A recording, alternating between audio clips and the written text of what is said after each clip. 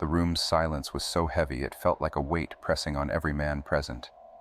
The tall windows were curtained, leaving the conference room cloaked in a stifling dimness. There was a sense of anticipation in the air. Lieutenant Wallace cast his gaze around the room, his sharp eyes pausing momentarily on each face, a hint of exasperation evident in his features. "All right, who's going to spill it?" he inquired, his voice just a touch weary. The silence deepened for a moment. Then, from the back, John, now a middle-aged man with the stoic demeanor of a seasoned soldier, stood up. His uniform showcased a few more badges than the rest, badges he earned not just from his years with this unit, but also from his previous service with the Green Berets. "Reckon it's me, sir," he said, a shadow of a grin playing on his lips. Wallace fixed him with a stern look. "Enough with the smart aleck act, John. Begin."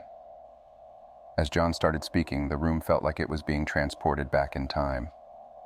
"Back in the summer of 2001, when I was still wet behind the ears, I served with Team 177. Boy, were they something else, not like the rookies these days." He chuckled softly, a nostalgic glint in his eye. "In those days, we were known for our military freefall expertise," John continued, his voice softening in memory. Captain Sutton, a robust fellow with a quick temper, threw an empty can at John playfully. "These men, they weren't just soldiers, they were legends, the sort of men you'd think could track down bin Laden single-handedly." He paused, staring directly at Wallace. "I was young, invincible, or so I thought. We roamed like nomads, Afghanistan our playground. It felt wild, almost post-apocalyptic. Supplies were a luxury. Kandahar was teeming with Taliban.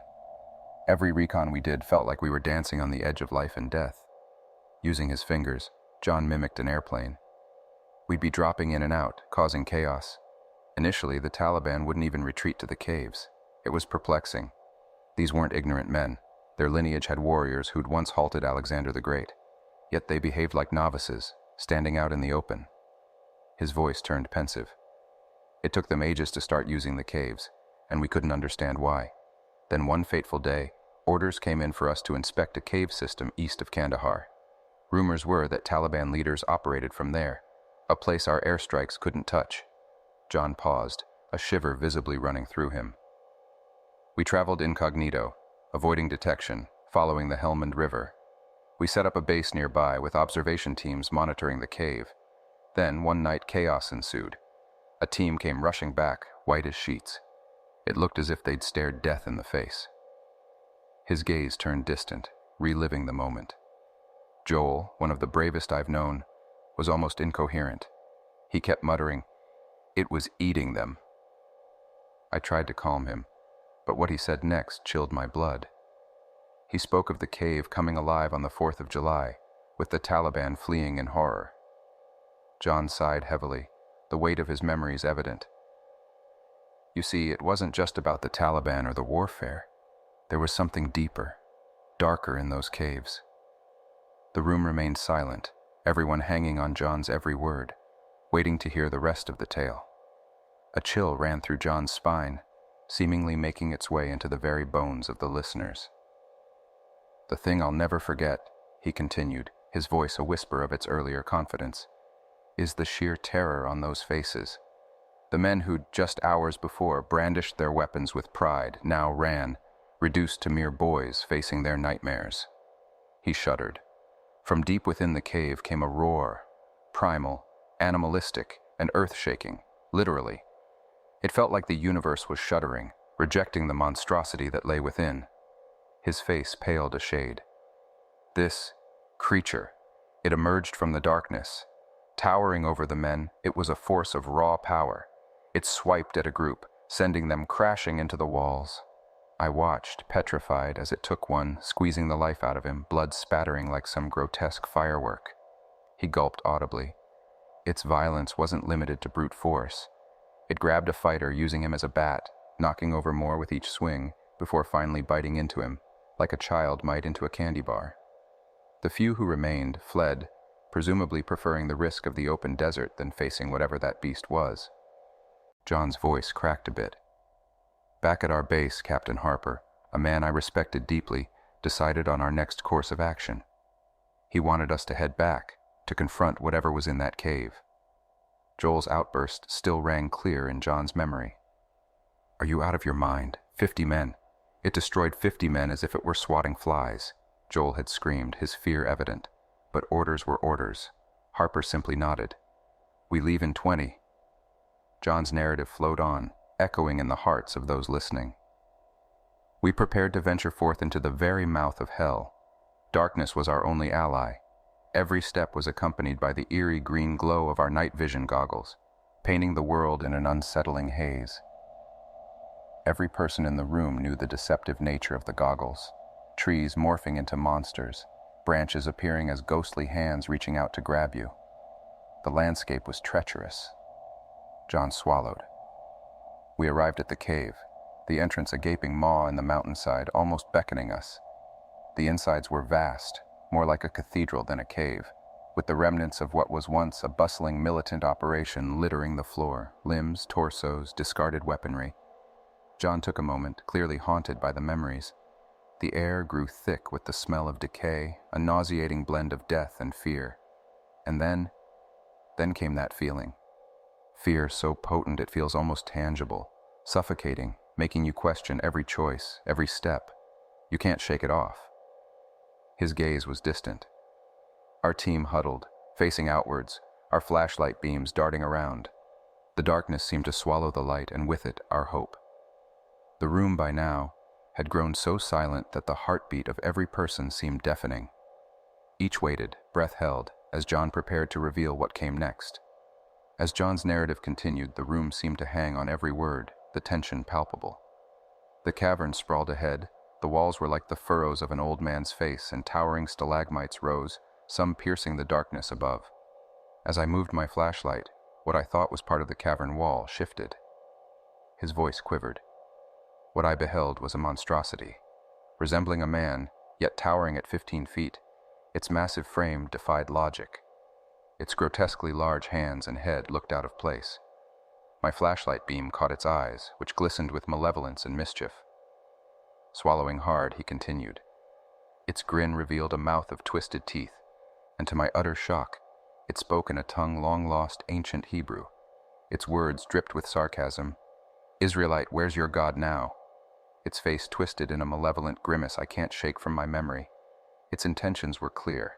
It relished the fear it instilled. John continued, gasping a bit.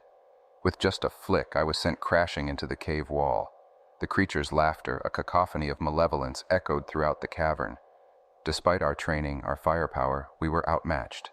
It seemed to shrug off our bullets, effortlessly dispatching my team.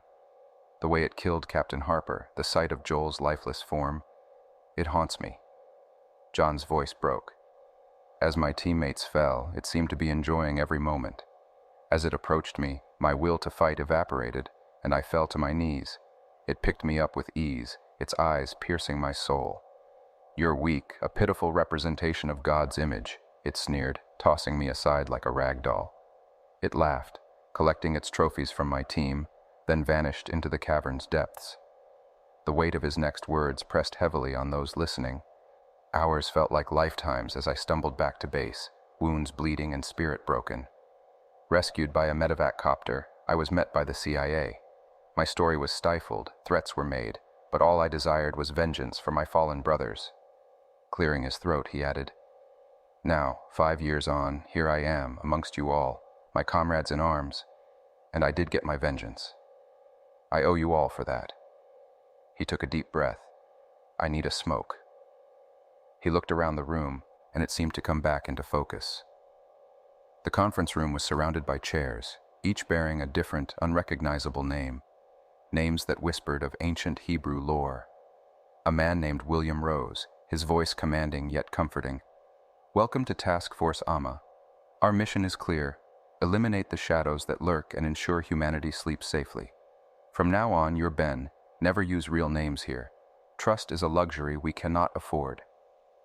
The room's atmosphere shifted to respect.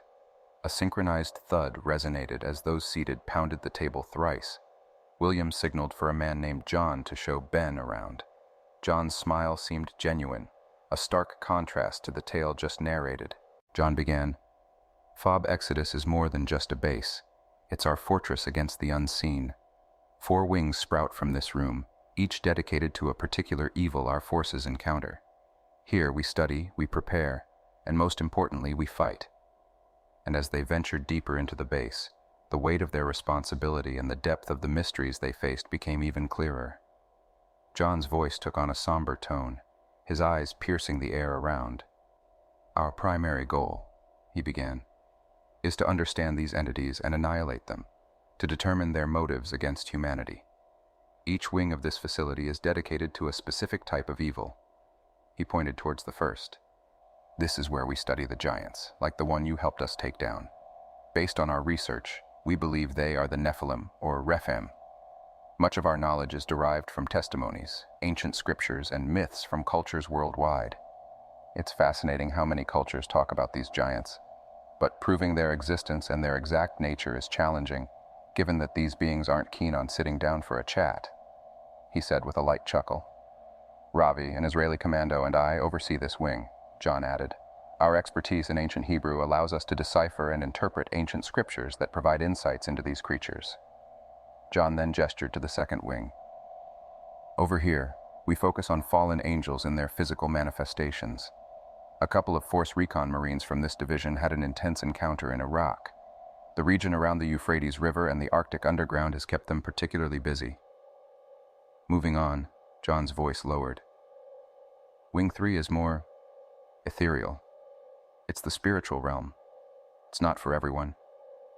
After your encounter with the giant, have you felt any lingering sensations? Perhaps nightmares?" At my nod, he responded, "It's typical. These entities leave a residual spiritual mark. It's as if they latch onto our souls, haunting our waking and sleeping moments.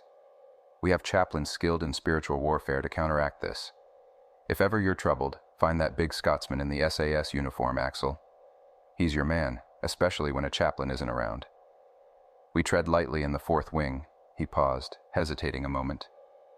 "It's dedicated to extraterrestrials. Now, before you dismiss it, hear me out. While some might accept either spiritual or scientific explanations, blending both often raises eyebrows. There's a division in belief here.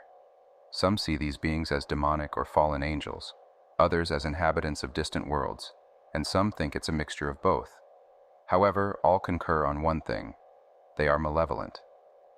2 members from CAG Delta, previously stationed at Dulles Air Force Base, oversee this section. There are tales of vast underground tunnels at Dulles, harboring various extraterrestrial species. The Greys, Reptilians, and Nordics have all been mentioned. Some talk of an immense skirmish at Dulce where humans were used as experimental subjects, even food. Intriguingly, there have been sightings of the Nephilim aligning with the Nordics." He sighed deeply. "You'll learn more in time, but first-hand testimonies from our specialists will provide you the best insight. Let's head to Wing 2. I'll introduce you to the Marines there. They have quite a tale, and maybe, just maybe, I can convince them to share if I offer them their favorite snack crayons." He chuckled at his inside joke. As we walked into Wing 2, I was immediately struck by the overwhelming display of research. Images and descriptions of angels, demons, and deities from different pantheons covered the walls. A prominent map of the Middle East was adorned with markers and red strings connecting different regions. My eyes were drawn to a hand-sketched image near the Euphrates River label. It depicted a figure, seemingly an angel, in a melancholic posture, head bowed. There was an intense aura to it, pulling me in, holding my gaze. I felt an inexplicable connection to it, a deep resonance that I couldn't quite understand. As I gazed intently at the depiction, trying to discern the secrets hidden within the eyes of the angel, the reality around me blurred. I felt disconnected, drawn into a realm where time seemed suspended. It was John's chuckling and a proffered box of crayons to the Marines that jolted me back to the present. One Marine quipped at John, jesting that he was too good-looking to be hit, prompting more laughter. Another tossed a sleek blue and silver rappelling tool in my direction, signaling me to sit down. Opening a can, the Marine poured a drink, and after taking a swig, began his tale. "Names can be tricky. The guys here can't get ours right, so they just call me Asim." He laughed again, a genuine, hearty sound. We're in this wing, not by choice, but by experience. Encounters with what we believe to be fallen angels are rare. Their origin, their connection to our world, and the fact that they exist in physical form is still a mystery, but I aim to decipher it. He leaned forward, the playfulness now replaced by an intense gaze. During the early days of the invasion in Iraq, we were one of the first teams to step into that chaos. And while the gear wasn't top-notch, and we were riding in those vulnerable soft-skin Humvees, it wasn't the Republican Guard that kept me up at night. While the Rangers were seizing airfields and gaining commendations, we were assigned to secure a dam on the Euphrates River. Intelligence suggested it was heavily guarded. As we approached, geared up for an intense battle, the resistance was unexpectedly minimal. A handful of Iraqi soldiers engaged us, but they were swiftly neutralized. Hundreds more just laid down their weapons, surrendering without a fight. It was baffling. He paused, taking another sip. We detained them, checking for concealed explosives or weapons. The odd part was their relief. They seemed more than willing to be taken captive, as if they were fleeing from something far worse inside the dam. The order came down for a detailed sweep of the dam. I was a lieutenant then, tasked with leading the operation. We tried to get some of the detainees to guide us, but they were paralyzed with fear. It wasn't a fear of us, but of what might be lurking inside the dam. They pleaded, begged. Some even asked for a merciful end rather than go back in there. We finally got the dam's manager, a composed, middle-aged Iraqi, to guide us. He only had one condition: we leave the workers be. So, accompanied by my squad and a couple of surveillance experts, we began our descent into the bowels of the dam. The atmosphere changed as we ventured deeper, from the sunlit and hot exterior to the damp, echoing innards of the dam. The thick doors groaned as we pushed them open. The structure was vast. Layers of staircases, offices, and workspaces spread out, but only the first few levels showed signs of use. Beyond that, it was clear that none of the workers had ventured further. The further we descended, Asim continued, the more palpable the weight of the silence became. It wasn't just a physical space. It felt as though we were entering a forgotten chapter of history, or perhaps a chapter that was meant to remain sealed. Our descent finally brought us to the end of the staircases, concluding at a solid, imposing steel door. A strange sound, an ominous combination of growls and the clatter of chains, reverberated ominously from beyond. I turned to the plant manager, a question in my eyes. He quickly dismissed it, a panic-stricken response filled with denial. His insistence that we should not venture further, however, only raised my suspicions. I told him in no uncertain terms that any prisoners being maltreated here would not be ignored, and I was determined to uncover the truth. My search for an entry was in vain, as the wall appeared to be just a solid barrier of concrete, holding back the might of the river beyond. I cornered the manager, threatening him with severe consequences if he did not reveal the hidden entrance I was certain existed. With a heavy sigh of resignation, he obliged, revealing a section of the concrete that slid away to expose a formidable metal door. He pleaded with us not to proceed, voicing cryptic warnings of ill omens, yet his pleas only hardened my resolve. I forced him to lead us through the door, warning him that the day would go south for him if we discovered people in chains on the other side. As he turned the key, the lock groaned in protest, the sound echoing ominously in the vast dam. The door creaked open, a rush of air hitting us with such force that I had to step back to maintain my footing. We stepped into what looked like an unfinished section of the dam, the walls rough and bare, as though the work had been abruptly abandoned. Our guide flicked a switch, casting an eerie red glow along the tunnel. The sounds we had heard earlier became clearer, more haunting. Agonized growls resonated through the tunnel, accompanied by the chilling noise of chains scraping across the ground. We nudged the trembling manager to lead us deeper, our flashlights cutting swaths of light through the oppressive darkness. The tunnel was immense, large enough to accommodate a tank. The noises seemed to promise a horde of prisoners just around the corner, but we found nothing. As we ventured further, the tunnel gave way to a raw, unfinished cavern. The walls bore symbols that shimmered in a strange golden light. I felt as though I was in some nightmarish dream, the symbols and the overwhelming sense of evil permeating the air, making my head spin. My team seemed just as affected. Despite our Force Recon Marine training, the aura of dread was overwhelming. The inexplicable symbols seemed to multiply the deeper we ventured, our flashlights' unsteady beams dancing along the walls, our senses on high alert for an ambush. Suddenly, the tunnel opened into a vast, domed cavern. The cryptic symbols were even more prevalent here. As the deafening sound of shifting chains echoed around us, we froze in terror. What we initially mistook for a large rock formation started moving. My flashlight beam landed on something that looked like skin, and as I moved it higher, it revealed a colossal creature. Sitting hunched over, with its head buried in its hands, it resembled a human, but on a scale we could barely comprehend. Easily 50 feet tall, it was draped in a robe as dark as a moonless night.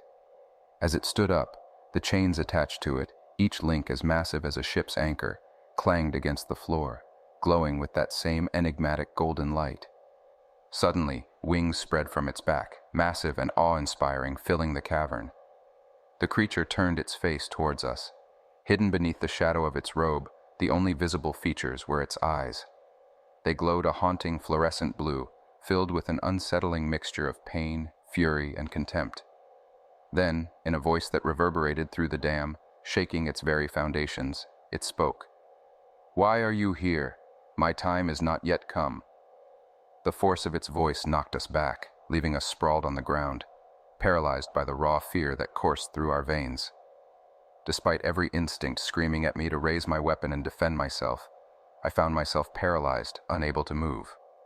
My heart raced uncontrollably, threatening to burst out of my chest. And then, the environment around us turned cataclysmic. Two of the Marines in close proximity to the behemoth suddenly, inexplicably, turned on each other. A malevolent force seemed to possess them, driving them into a frenzied rage. Their shouts of anger and hatred echoed through the cavern, their training and camaraderie forgotten as they began to bludgeon one another with their weapons. The horrifying climax of their altercation arrived when one Marine raised his M4 and fired point-blank into the face of his comrade. The gruesome aftermath covered me, the blood and brain matter painting my face and chest.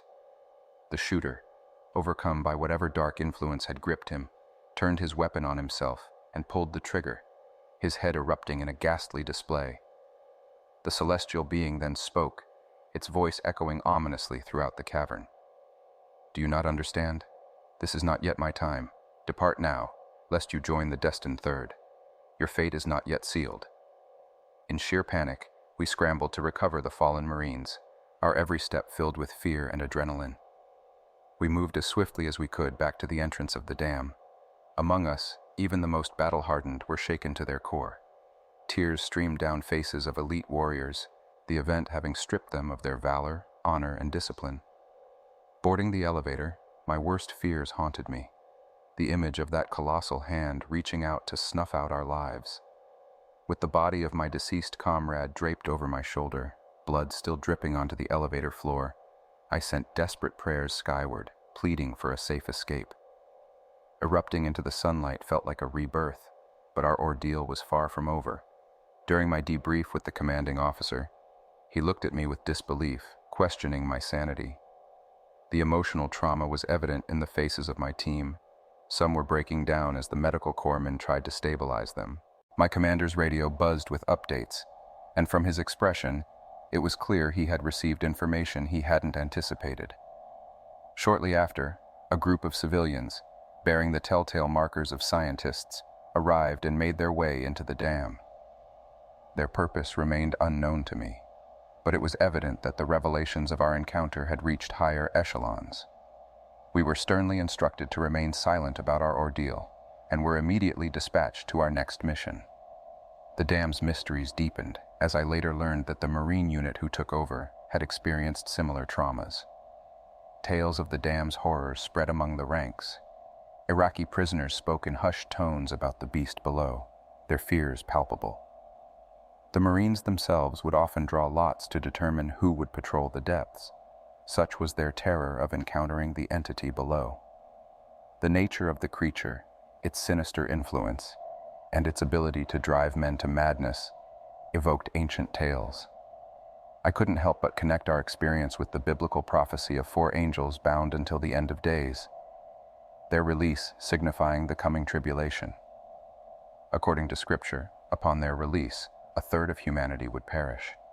Was this creature one of those angels?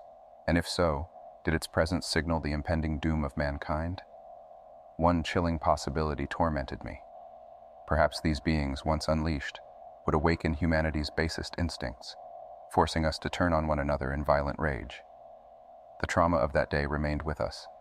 Half of those who ventured into the dam's depths either took their own lives or ended up confined to mental institutions. John, a seasoned Marine from our unit, turned to me with a heavy sigh. That was just the first of the 4 angels. Are you prepared for the others? The weight of his words was undeniable, leaving us to ponder the true nature of the horrors that lay ahead.